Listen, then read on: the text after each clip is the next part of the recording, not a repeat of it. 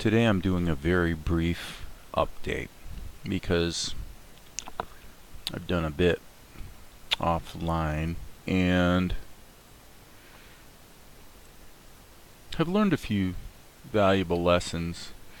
The biggest lesson by far is to stick to the principle I outlined in a video probably a week ago or so, saying that you always want to build out, in other words, have the minimal number of keyframes or drawings or animated cells possible to tell the story accurately, and then you want to only work out the actual timing to match it with dialogue and stretch the cuts out to the actual length they're going to be. You want to leave that to the very, very last step. Today I made the mistake of, just like always happens, you're tempted to go ahead and time things out and see how they're going to feel, and what happens is it just introduces more problems because you do something downstream and you need to change something upstream, and whenever you do the timing any earlier than basically the very last step, basically as an editor, thinking of it like editing film, where you go out and you shoot all your shots, you bring them all in, you throw them into the timeline, and then you work out the timing. So you think of each of these animated shots as being no different than if you shot it with a camera. Once you do that, it is what it is, and now it's up to you as the editor to tell the story successfully. If you were to try to do the editing too early in the process, not only do you introduce problems because you make a change upstream that changes everything downstream, or vice versa, but not only that, but in practice it always changes anyway. No matter what you do, it always changes as it moves towards its final form. And so what your tug of war comes from is the temptation to want to see it closer to its finished form earlier. And the thing you want to do is develop the skill of being able to visualize it based on this is a good example. I know that I'm going to have a camera push on this shot, so I have two keyframes, before the push and after the push. Now at any time I can stretch this out and OpenTunes will interpolate the camera move, so that's fine. I can do that anytime I want. So there's no real compelling reason to do it now. So I want to have as few shots as possible. So here you see over here there's secondary animation with the plastic tool. This is in fact, this right here, another example. I've shown this before, but it's just such a great example. This is one drawing, okay? One drawing. But all that storytelling right there is coming from the plastic tool.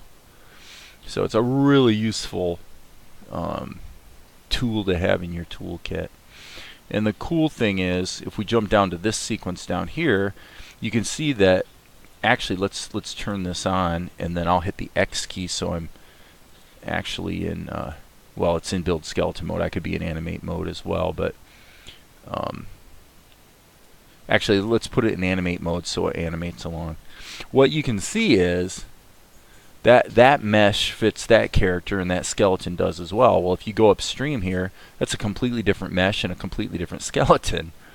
So you can put as many meshes and skeletons in this column as you want, and OpenTunes actually sets keyframes to remember when you switched between them, because as you can see here from the number 7, there are actually 7 skeletons as well as meshes that have been generated. Now I cut and really threw away a bunch of them because I just had made the quintessential error, which is to have something maybe down here that was affected with the plastic tool, and then you go back upstream, and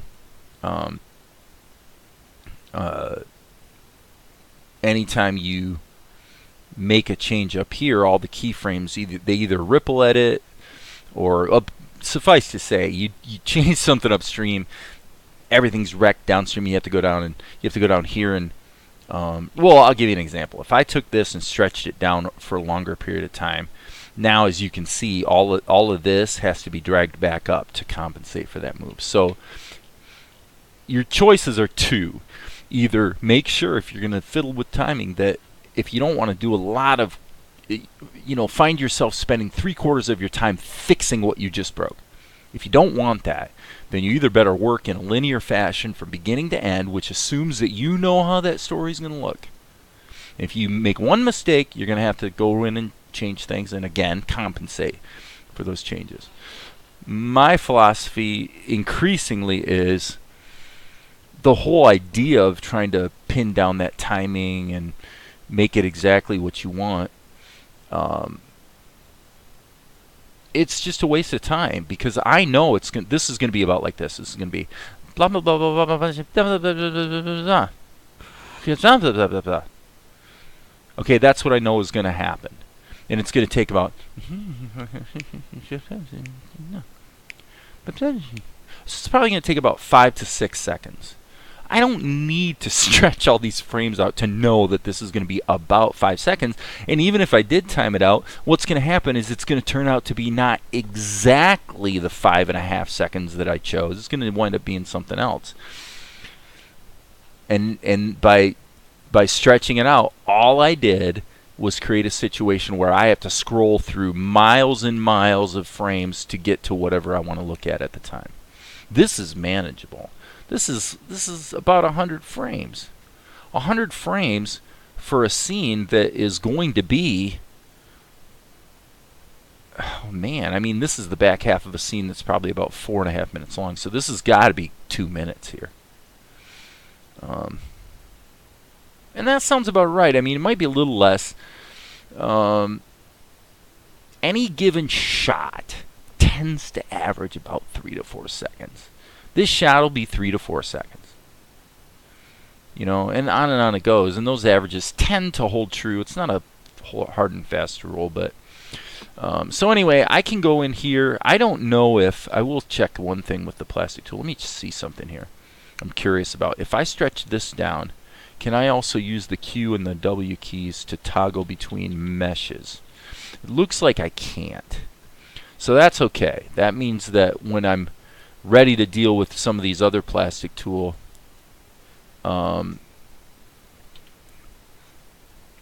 uses, I will probably have to just regenerate the meshes, and that's no big deal. That takes all of about 2 seconds to do, so it's not a big deal. So basically, getting back to the story here, you can see it toggling between these other the other skeleton. But anyway, let's turn this off so we don't have to look at it. And then so this is what we have. I added an extra keyframe, an extra drawing here. So she gets distracted, she hears a noise, and you're going to see for about probably 2 or 3 frames you'll see this, and then you'll see this and this. So I know this transition. What I find is if you go from a let's say you go from a pose, and then maybe this guy's going to look over here. So here's 2 poses. I'm trying to stay in front of the webcam. Okay, normally what you see is you're going to have a hold, and then you're going to want to make the move and then have another hold. I mean, stylistically, for a lot of reasons, that seems to hold true. And normally each of those intermediate frames are going to want to be about 2 or 3 frames, which means you got about a 6-frame cycle oftentimes. Not always, but oftentimes you've got about a 6-frame cycle to get from this pose to that pose. Just one of those things that I've noticed comes up a lot. Okay, so you see that here. This would be, she's got a couple moves here, and it takes about 6 seconds or 6 frames to get from here to here. Now, to be exact, it took 5, but that's neither here nor there. If we were going to introduce a hold, and I'm going to stick to my rule, and I move these 2 around just a little bit. Darn it, I keep accidentally opening the function editor. Okay, so now it actually is 6 frames. From here to this. Okay, now that would be a hold, and then what's going to happen is you're going to see this. Okay, so that's going to be something like this. Okay, I want to get the timing of this right. So you're going from this So it's going to be 3 clicks. Ready? That's what you'll actually see in the show. Something pretty, that'll be held, and then it's going to be something like, so again, I don't need to time it out in order to know that that's going to be true. Each of these are going to be held for that'll be maybe 2 frames, that'll be maybe 2 frames, could be 3 for this one. That's almost certainly going to be 2 because it's nothing but a intermediate step from this to this, right? So then anyway, let's carry on. Here, okay, this is held right here. These actually can all be eliminated. The reason these are there is because previously I had, and I want to make sure I've got all my columns. Here we go. Yes. Okay, we are safe to do this. I'm going to go ahead and skinny this down just a little bit. I previously had some plastic tool in there that I've determined was, again, premature, not really helping. And so I'm just scanning my eyes across the X sheet to see if there's any keyframes or drawing changes that I'm missing. Okay, so I think that's the only thing that, yeah, the rest of it looks pretty tight. So yeah, this whole thing is 87 frames. 87 drawings, if you will, although some of them aren't drawings, some of them are distortions with the plastic tool. But at the end of the day, this is what I want. I want nothing but a sequence of keys. Then I could actually just render this out and bring it into Vegas and use it for editing, almost as if each one of these shots is a separate shot that I went out and took with my camera. You know, now I'm going to put my editor hat on, and that's what I'm going to do. So, all right, let's move this over so we can get this back up. Now, so this was animated today, and as you can see, there's a little issue there because this guy should really have an outline, right? That's pretty obvious. So let's go back to just this drawing right here. And, you know, that's, by the way, another thing. The plastic tool complicates things because once the plastic tool is like this plastic mesh, once it's affecting the column here, you can no longer make changes to the drawing in the X sheet. So again, what your order of operations really needs to be: do your pencil test, then really think hard about the pencil test and see if there's in-betweens or key drawings that really should be in there, that should be drawn, as opposed to, like, as I say, a plastic tool distortion. Then go ahead and do your ink and paint. Then do your backgrounds and shadows. Then go in and look at secondary animation with the plastic tool, but you probably want to revisit once you got backgrounds in there, like once you're in this state that I'm in right now. This is where I want to really think about, like I did right here. Before I had just this to this, and I'm like, no, I really want to have one. I want to have this transitional drawing, and then also let her hair settle. Okay, so you're just always thinking about that kind of stuff. Here we're going to have a plastic tool that's going to make his elbows kind of shake as he's struggling to get into the room. So again, here we have a problem. So since the plastic tool has not been invoked, I'm perfectly okay to go ahead and touch up the drawing appropriately. So before I do this, I want to show something else.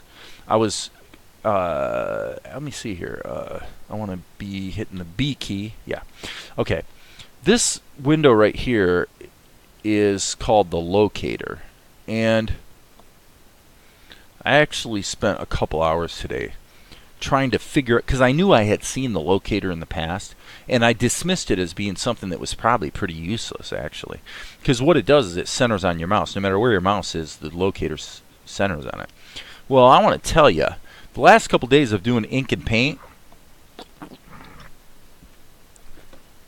there's been a lot of time lost to struggling with doing fills that were not closed shapes, so they didn't fill, so then I got to go in and patch it up. It really happens all the time. And increasingly, I also want to develop the skill of drawing and working with my frames at the actual size that they're going to be, that the viewer would see them. Now, to be fair, I've set my scene to 1280 by 720, so that's broadcast HD. Later on, we will blow it back up to full HD, and maybe we'll do that here in OpenTunes, or maybe we'll do it as a final editing step and add a little bit of sharpening. I mean, you're going to want to do that anyway when you edit the show. You're going to add a little color correction, a little sharpening, whatever. All the movies that I've released have been actually produced and edited and all the rest at broadcast HD, and then we blow it up to full HD at the end. And the reason we do that is it gives us a little crop range in the frame to maybe reframe a shot a little bit, or that sort of thing. And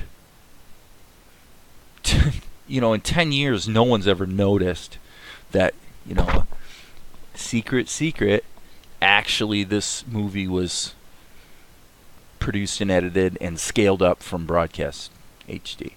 If the distributors knew that, they would have a kitten. They'd be going, oh, there's no way, it's got to be full HD. In fact, we'd like it better if it was 4K, which makes no sense at all.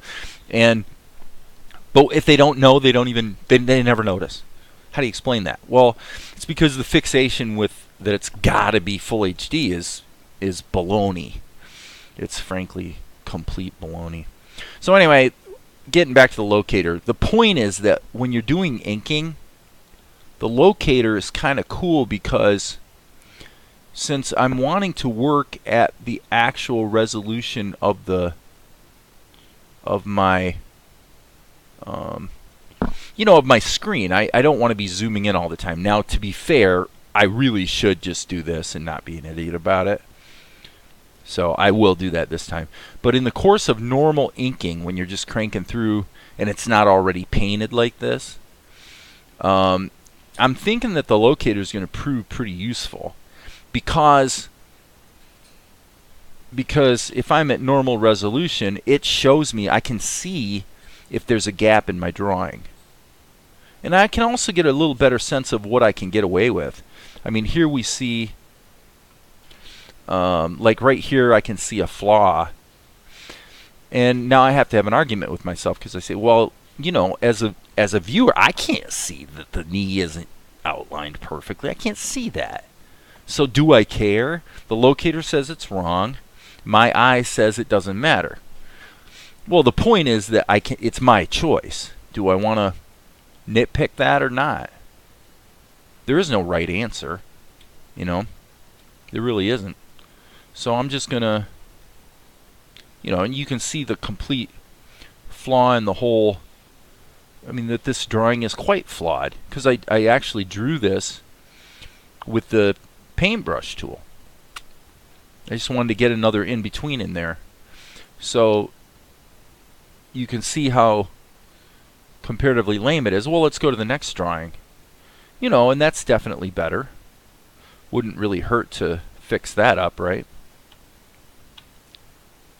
Okay, so this drawing, I'm kind of shocked actually because I was thinking I was reusing, I guess because this is baked in with all the other characters, I guess I had to go ahead and draw this twice. So right now I'm gonna.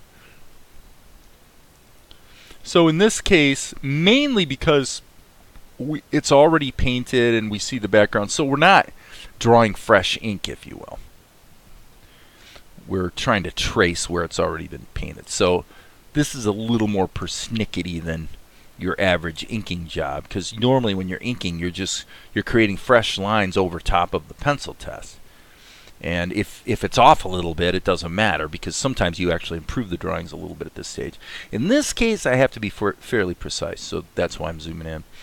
But as a general rule, I've been trying to move towards working this way, where I keep it the actual size of the quote-unquote paper, if you will, and then use the locator to get that close-up view just to make sure my shapes are close, so when I go to hit them with the fill tool that they're actually going to fill up. Okay, what time is it? It's been almost 20 minutes. So let's continue here. Yeah, so that looks great. That looks great. And this is what I'm finding is with the shadow layer that I've added, here we have a bit of a problem again, where the body shadow doesn't appear to be there actually. So I'm going to assume that something happened. We'll keep it simple. Let's just assume something happened. We'll leave it at that.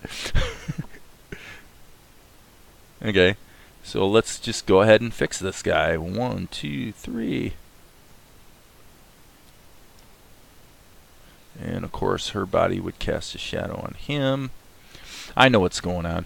Before I lightened the silhouette color, this guy, you wouldn't have been able to see the shadows on him anyway. It would have been effectively invisible. But since I lightened the color to make the silhouette pop against the background better, now all of a sudden you can see the shadows or the absence thereof. So therefore, I think this probably should all be in shadow, because then that'll make his hand pop a little bit. So let's just go like that. And I think that looks pretty good. So actual size, I'm just really getting a benefit by saying let's look at this at the size that the audience is going to see it at the end of the day. It's very revealing, so that you don't put in inordinate amount of detail, and as you see here, so that you make sure you do put in enough detail. It's pretty important. I mean, you know, we want this thing to look good, you know. So we're going to go like that, and then kind of like that. And cool. Probably a little bit here as well. Let's just go like that. Yeah. And then her chin would have a little bit of a cast shadow there.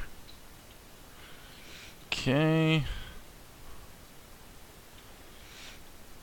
Okay, I'm thinking we probably need another intermediate frame here, because this guy is really covering too much territory in one step. But I'm not going to do that right this instant.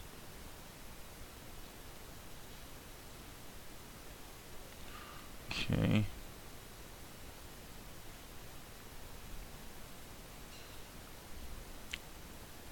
Okay, now his eyes need to be painted as well. So let's just do it like this.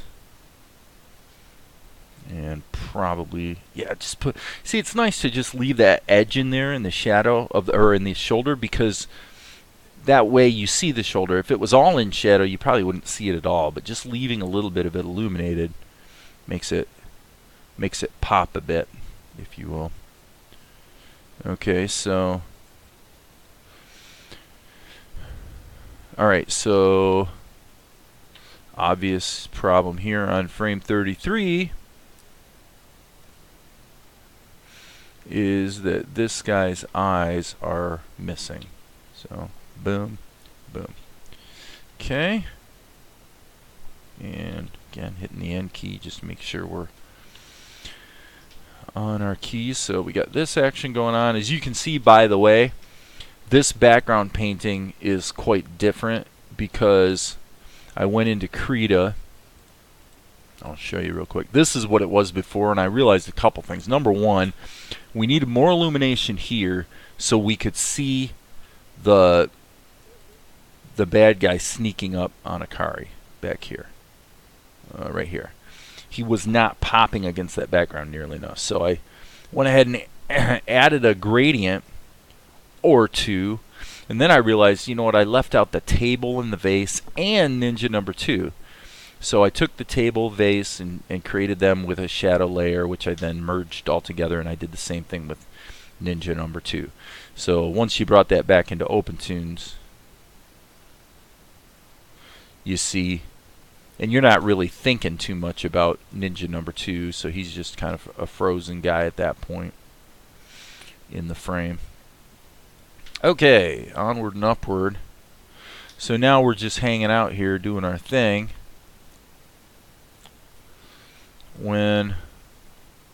By the way, the reason I'm going with broadcast HD is so that I can basically have the whole frame, in the window and still have some of my interface here. It's a good compromise. And like I said, I can always make it large later. Here you can see that the shadow gets masked when the actual render happens. So all these scribble lines outside don't matter. Okay, so and I added a couple extra keys here to really pin down this sequence, and we'll probably have we'll have a bit of probably some red lines that that show and there'll be like a coconut sound effect there when their heads pop together. Okay, so those guys fall. I think that's actually kind of a weak drawing, by the way, but so I may address it later. So all of this animation with the hands on the hips, all this attitude stuff was actually done with the plastic tool. That's all one drawing. The only thing that changes is the direction of her eyes. Well, okay, so then this guy decides to go for the gusto, and he gets nabbed. Again, you can see with that gradient, with a little more illumination, that room looks much nicer. Easier on the eyes. That effect is not going to work. I mean, obviously it looks pretty stupid, and we're going to have to replace that. One thing I do notice now is that Ninja number 1 never got any shadows put on him, so we're going to have to fix that. And that's it. So since we're at this point,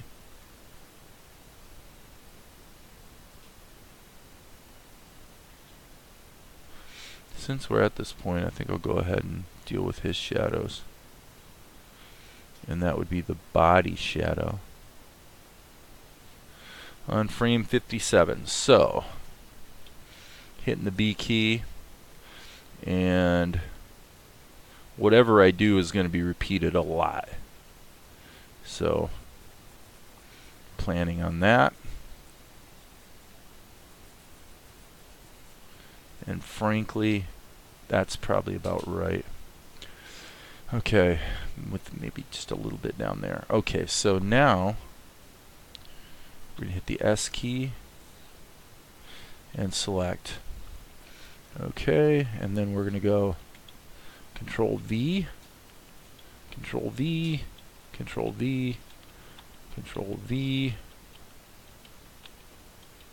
So obviously it would probably be better practice to have this guy on his own separate layer or level so that I don't have to keep repeating the shadow over and over, but it is what it is. So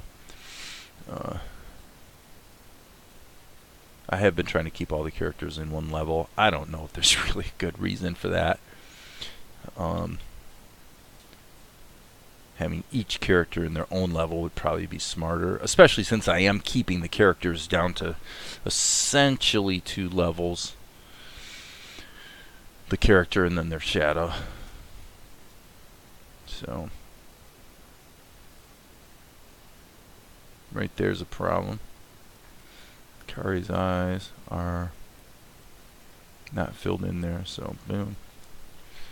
And here we're going to use the V key.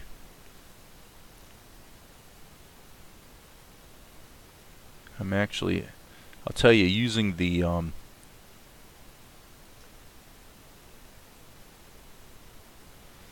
for really fine work, I actually could see where you could get used to this using the locator. Right now it's very clunky and difficult. Hit the F key there. Okay, that's cool. And we really don't have the iris right here.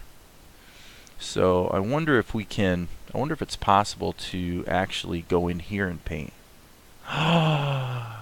You can. Okay guys, that's a big deal. That's a big deal. So that means I could go like this, grab this flesh tone. If I lift up my tablet and then come down here, I can actually use this as a separate window for a close-up. Oh my gosh, that is useful. That's useful. That makes doing touch-up quicker. Of course, if you go out of the window, presents a problem. But yeah, I have to say the locator, when I first discovered it, it's been quite a while, a couple weeks or whatever. I thought, you know, what the heck good is that? But now for getting lines closed and for doing detail work here and there, I could totally see this thing being something I come back to again and again. Okay, so now here we have a problem. So I like the fact that if I want to, I can just actually land right here in the locator and stay there to get some of this stuff done. It's actually super cool. Super cool. Alright, G key. And then again, I'm just using the paintbrush, really small size, only 3 pixels. And as long as I keep my stylus over the locator window, I can just go ahead and do the fix-up right here. So yeah, I'm sure I'm going to be doing that a lot. Because what will happen in practice is I'll be drawing like this, and I'll see something that's like problematic, and I'll just go lift my stylus up and then pop it right back down here. And say, hey, let's fix it right now, like so, that sort of thing. So I like that a lot. That's a very cool feature. Okay, let's go to the body shadows layer real quick, because honestly, that doesn't belong there. Ugh, I don't like that either, but anyway, another thing I noticed throughout most of this, yeah. See right here, Zen's got the reflection in his eyes. And then you get to here, and all of a sudden, no reflection. So that's problematic. So let me go to the ink level. And I'm just going to use the eye color. And again, just, let's see. I want to go a little bigger. Boom. Boom. Yeah, I'm a little blown away by this. I'm going to be using this a lot.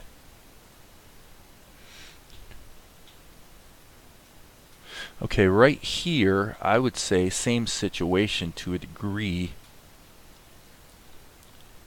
Nope. Control Z. The effect we want is actually to have just the dots for his eyes, definitely. Alright.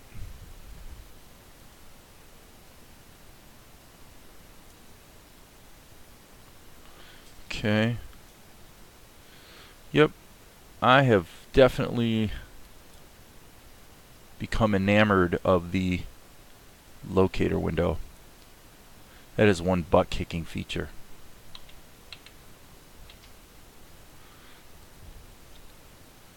I love it, actually. It's not very often you find stuff that you just go, holy cow, that's cool. But that is cool. That is super useful. Okay, I think this scene is pretty much done. I did notice one other body shadow flaw right here that just simply needs to be erased. Oh, there it is again. Guess I got a little eager when I was painting, and I didn't have the locator window there to help me see what was going on. So, okay, and this mouth, frankly, is going to get erased because his mouth's going to be going in its own separate layer. So, I do want to put the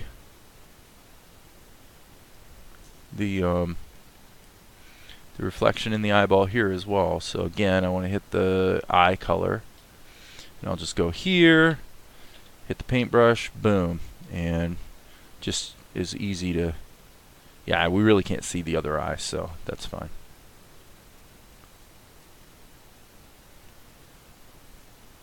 Okay, that's it. I'm going to quit. It's been about a half an hour. It brings everything up to date. At this point, we've got a couple minute long sequence here that's going to cut into the show quite nicely. It's the back half of another sequence that I'm going to be pulling up and doing some checking on. Checking for flaws and whatnot. And then more of the same. We're going to continue to the end of the scene.